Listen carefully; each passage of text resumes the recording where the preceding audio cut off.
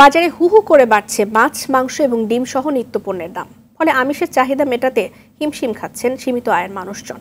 সপ্তাহের ব্যবধানে ব্রয়লার মুরগির কেজিতে বেড়েছে 20 থেকে 30 টাকা, সঙ্গে বেড়েছে ডিমের দাম।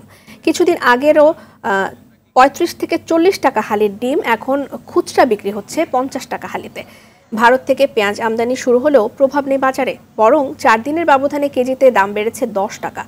কোরবানির ঈদ সামনে রেখে যৌক্তিক কারণ ছাড়াই বেড়ে চলেছে সব ধরনের মশলার দাম। গরুর মাংস বাজার ভেদে 770 থেকে 800 টাকা কেজি দরে বিক্রি হচ্ছে। কেজিতে 100 টাকা বেড়ে খাসির মাংস বিক্রি হচ্ছে 1200 টাকায়।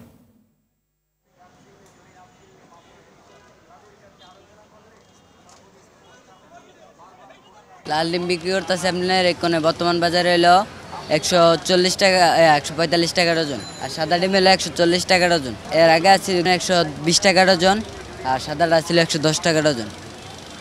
মানে মুরগি সরবরাহ হচ্ছে না, মুরগি মারা যাচ্ছে, তার কারণে আর কি ডিমের দাম বাড়তি। মুরগি আদারের দাম বেশি।